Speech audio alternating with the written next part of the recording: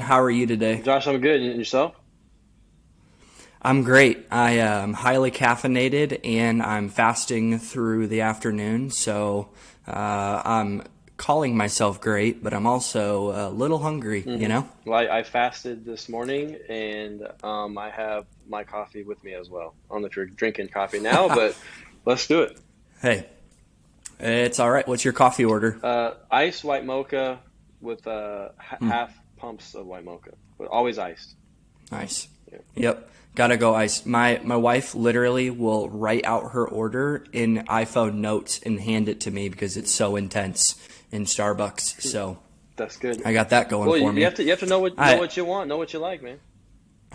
Hey, you gotta know what you want. I drinking water. I'm an energy drink guy. Obviously, I drink black coffee too, but I consume too much caffeine. But that's not what we're going to talk about today. Josh's therapy session. But Collin, tell us a little bit about you. Maybe your like a 2-minute story for anyone listening that might not be familiar with you. Obviously, I've done some research and watched some videos and stuff of you. So I'm just super excited to have this chat. Number one, but two, just tell us a little bit about yourself. Yeah, what's up, squad team? Happy to be here. Josh, grateful for this opportunity. Collin Henderson from Seattle, live now in Nashville. We have 5 kids, 10 and under.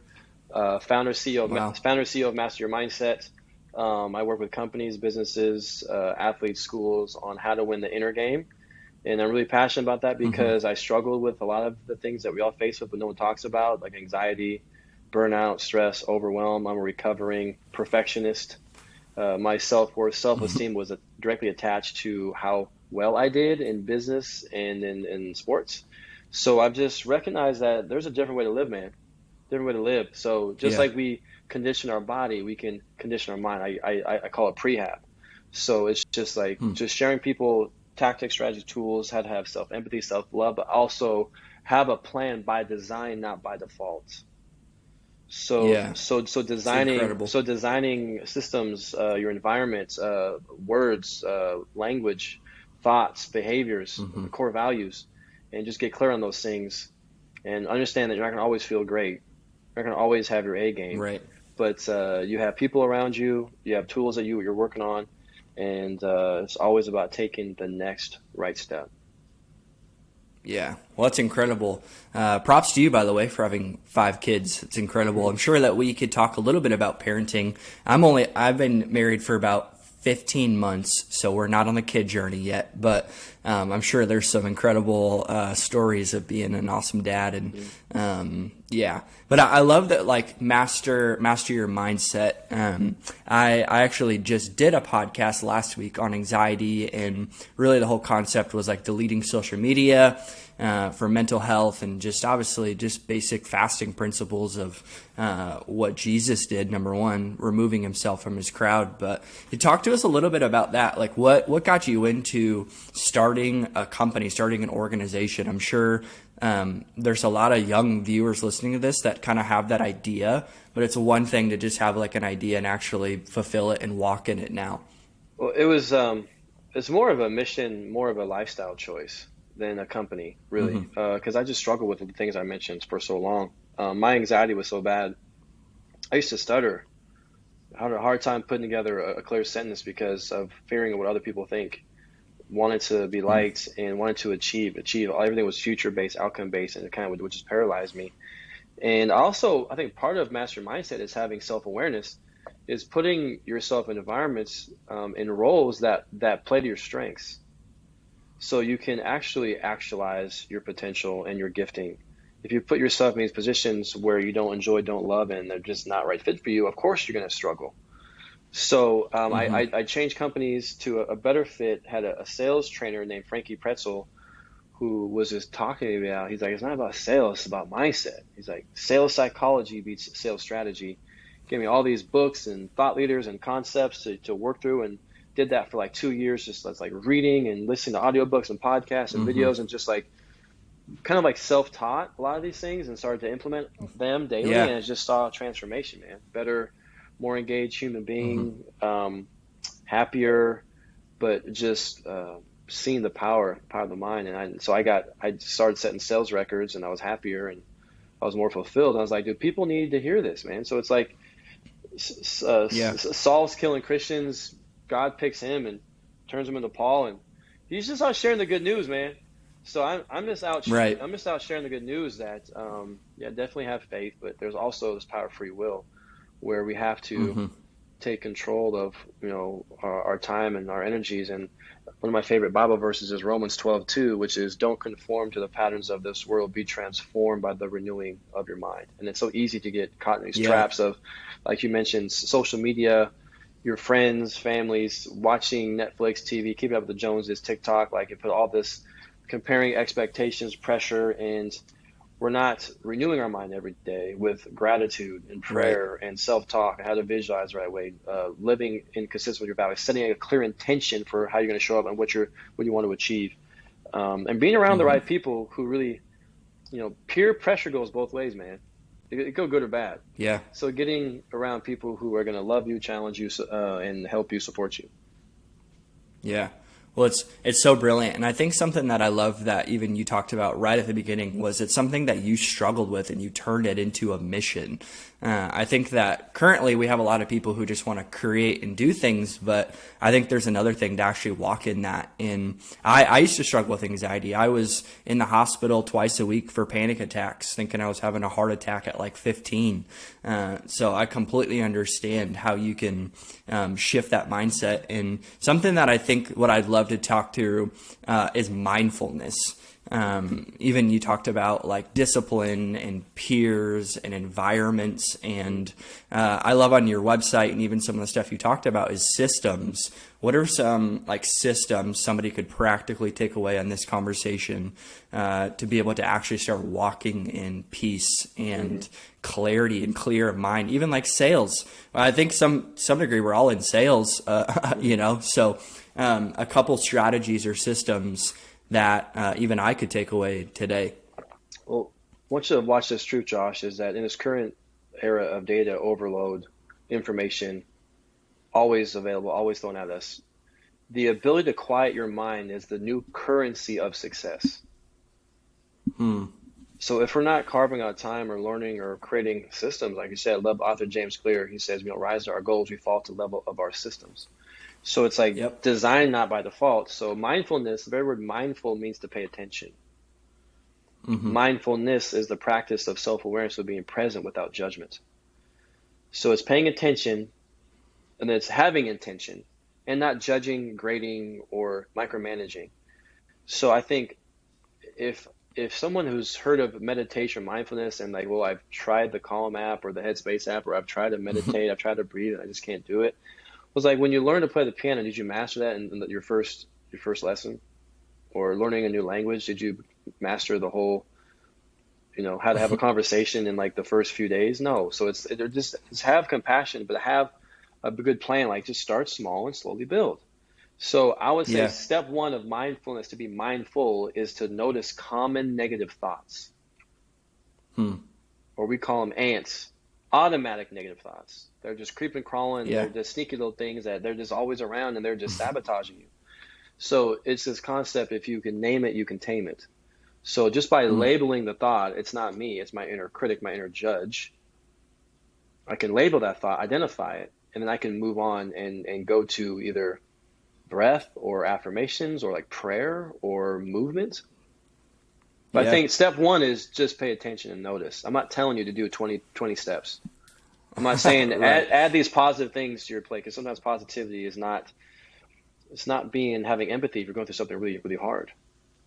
So Hmm. so positive thinking is very outcome based, but like I would say mindfulness, or what we call neutral thinking, is very behavior or just awareness based.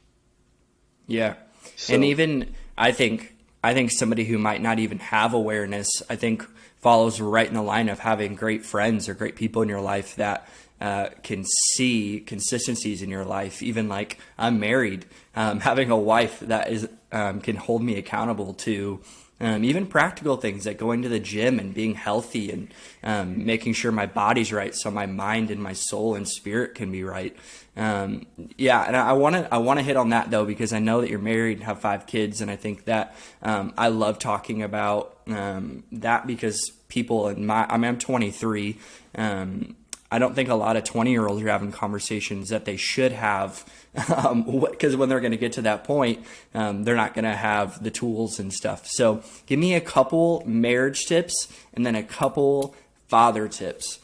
Okay, well, let me just finish the mindfulness thing. I'll just add Yeah. one more thing. Once you've noticed and had that foundation, I just want to finish this thought too before we jump into that, which I will get into. Yeah.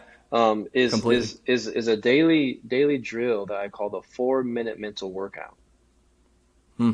So step one is to notice, label, that's my critic, it's not the real me. And Josh, do you know what percent of human thoughts are actually negative? I would say a majority. Yeah, that's true. The research from the National Science Foundation says 80%.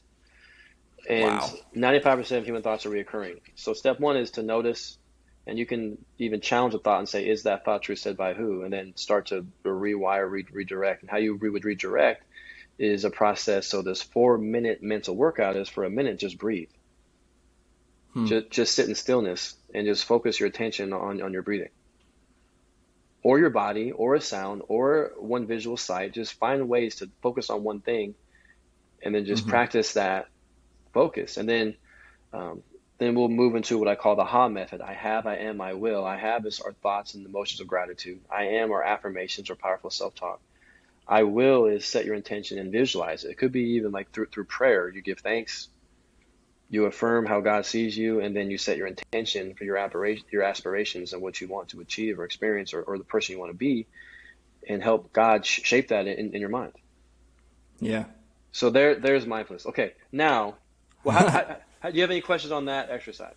No, I mean, number one, I hope that whoever's watching this has their notebook out. I always try to say that every time because everything you're saying is so brilliant. And I think, and that's 4 minutes. If somebody doesn't have 4 minutes to do that, we got a whole nother podcast to create, Collin, because it's super practical.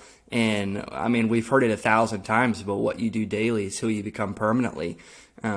So I think it's super great and practical. I'm going to take it to the bank today and start doing it. Yeah, So that's good. yeah, Okay. just super quick on the parenting and kids thing. I know that super random, but I think it's great. Okay, so parenting and kids thing, I would say parenting Hmm. is just being consistent, and kids have this ability. They model and mirror. They model and mirror what they see. So in the history of telling the kid to calm down, no one's ever calmed down. So Right. it's modeling that composure. Don't fight fire with fire by yelling and amping it up. But having that compassion, being consistent, but also setting clear expectations on okay, when we travel, when we're eating dinner, when we're out to Target, these are the expectations, and just be really consistent. And it's so easy to give them your phone or give them an iPad, but you're Hmm. just affirming habits. Now, there's nothing wrong with those things, but if you can help them find creative solutions, and then what we're working on is allowing them to be independent thinkers and give them some options, and Mm. allow them to pick what they want in a Yeah. controlled environment. But also kindness. I mean, we have a family slogan, which is Henderson's help. Hmm. So I ask the kids most days, not all days, who'd you help today?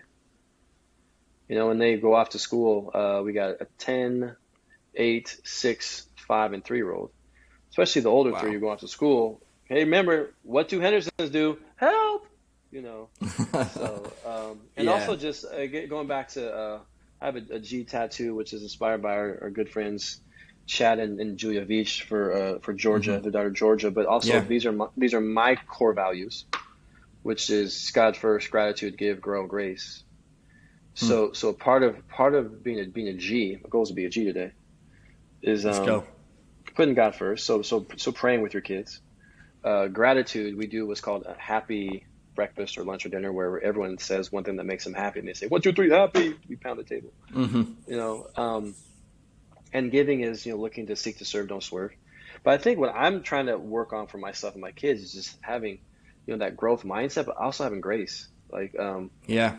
if they make mistakes, just like don't yell at them, just like celebrate it if they're really trying Hmm. their best.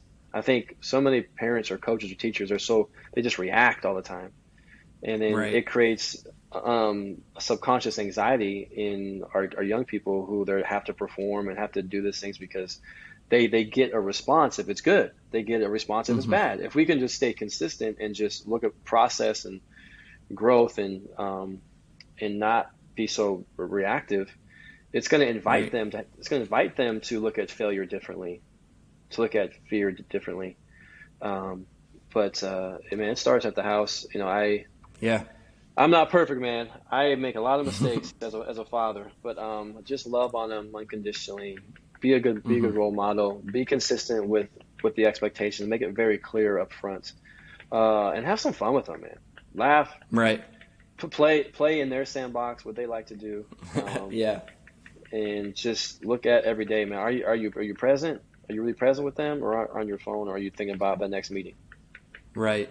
Well, yeah, 100%. And I was what was I watching? A UFC, one of the shows like before the actual event. They have the whatever they're called Monday through Saturday YouTube videos, and forgot which fighter it was, but their team celebrates after training, so they have fun together. They will like go swim or do whatever they got to do, but they never celebrate after the fight because they don't celebrate the win. They celebrate the daily practice and the daily routines as a team, as a family. So That's I good. absolutely love that because that obviously creates you're actually celebrating process, not wins or losses. So I absolutely love that. And so you moved. How long did you live in Washington? My whole life. I grew up in Yeah. Puyallup, Washington, just south of Okay. Seattle. Went to Washington State University. Yeah. Go Cougs. Played baseball Let's and go. football there. We moved to Nashville basically exactly a year ago. How have you enjoyed Nashville? Nashville's good, man. It's hot. The sun's out lot more than Seattle. Yeah. People are friendly down here. That Southern Southern hospitality. hospitality. Yeah, people are nice, and the kids are doing really good in school. Yeah. Met some nice people, and for me, as a once COVID kind of the restrictions lifted a little bit, as someone who travels the country and does seminars, Hmm. workshops, trainings, Nashville is an easier place to get to Texas Yeah. or Minnesota or Chicago or Boston or Florida. Right. When you do these seminars, conferences, anything, because I know there's something, and I think in our culture that I think a lot of people right now are hungry for a platform. They're hungry for conferences, and they could be 17. And I love hunger. I love hustle. I love it all. I love grinding. What would you say to a 19-year-old who has envision in their brain? I want to be a Collin Henderson someday. What would you give them for some advice? First thing I would say is Colin Henderson already taken. You should be the next you.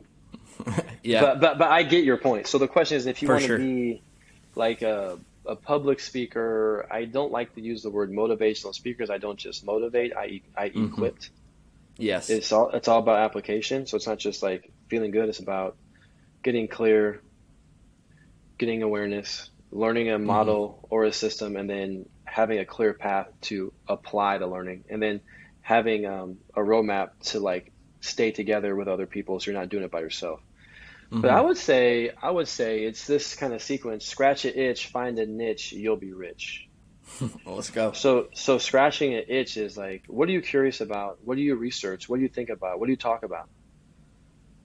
Something that is impactful for you that you feel called towards. Well, that's the itch. Well, the niche is, will help people solve that problem. Who's your Hmm. audience? Who's your audience? How do you clearly connect with the problem and the mission to an audience that you want to serve? So the more niche, the better. And then when you can find that, I promise you, dude, you don't count hours. Yeah. You don't, it's not just about how much money am I going to make. It's about lives impacted. Like, you think when Jesus was teaching the 12 disciples about, you know, Jesus and God and heaven, how that thing works, like, they're not counting hours. And also, for me, I don't care if it's me you hire somebody who's talking about the mental side of like living your life and like Hmm. peak performance, high performance. It doesn't have to be me, so I'm very mission driven.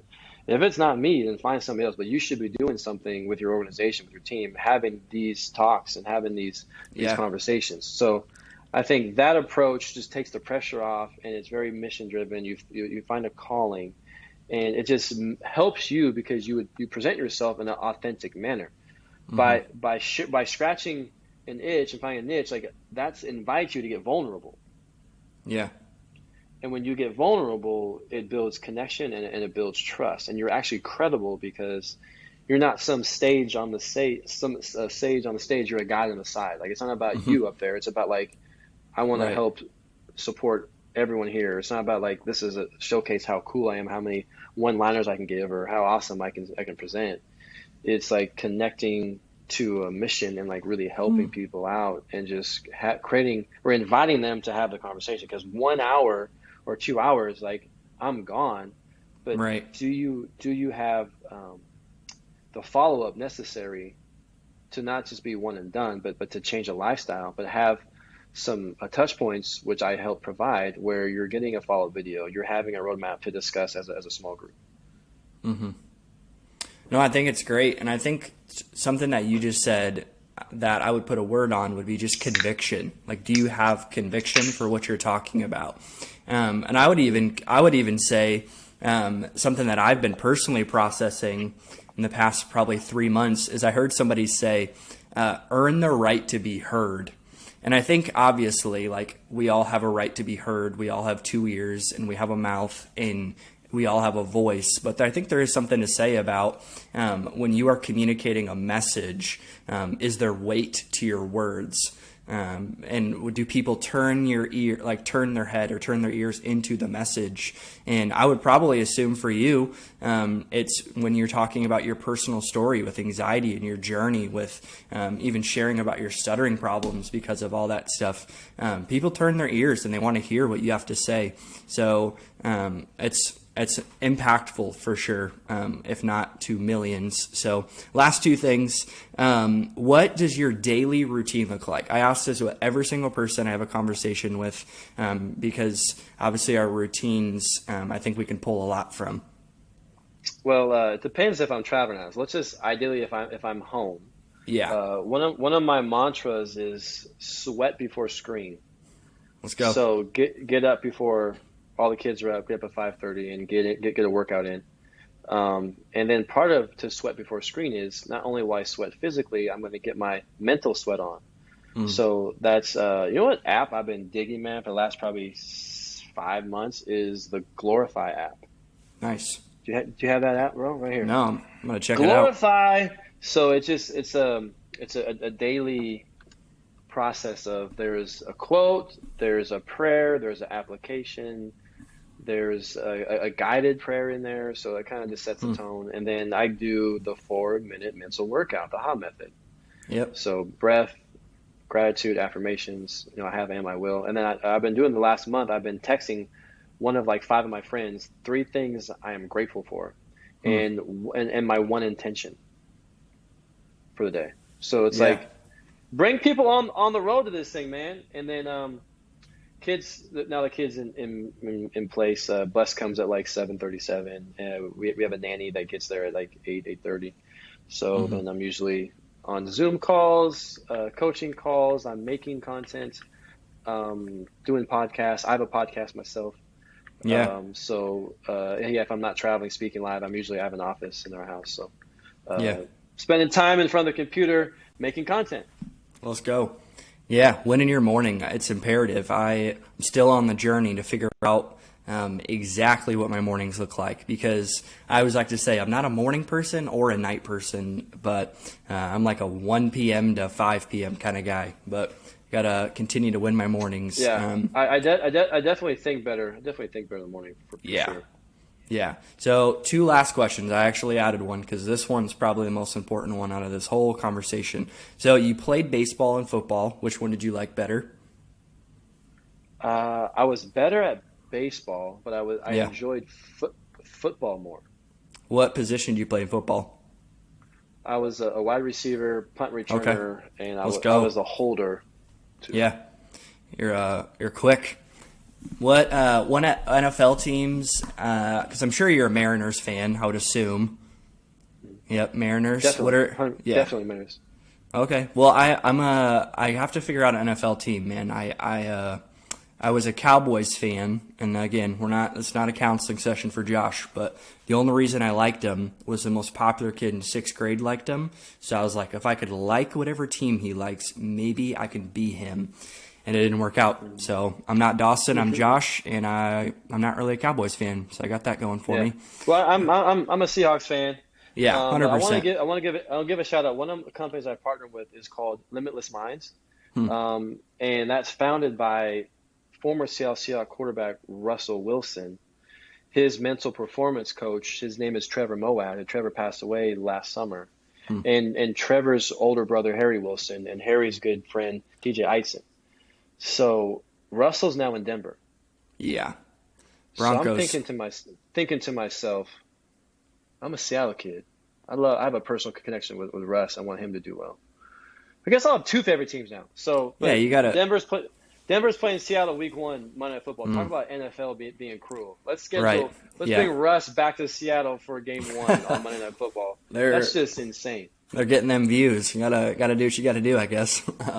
Yeah, I'll tune into that one. You gotta love the Seahawks. How do you not? How do you not love the Seahawks? I don't know. I'm a fantasy football guy now, so I'm going for players. That's cool. I The love it. last question. How do people get a hold of you? Maybe there's a company listening to this. A lot of my network is businesses. Like how do they get a hold of you, or how can they Yeah, find you? I follow me on Instagram at Collin Henderson, 2 L's. Yep. My website is thecollinhenderson.com. So THE Hmm. and then my name, and Collin spelled with 2 L's.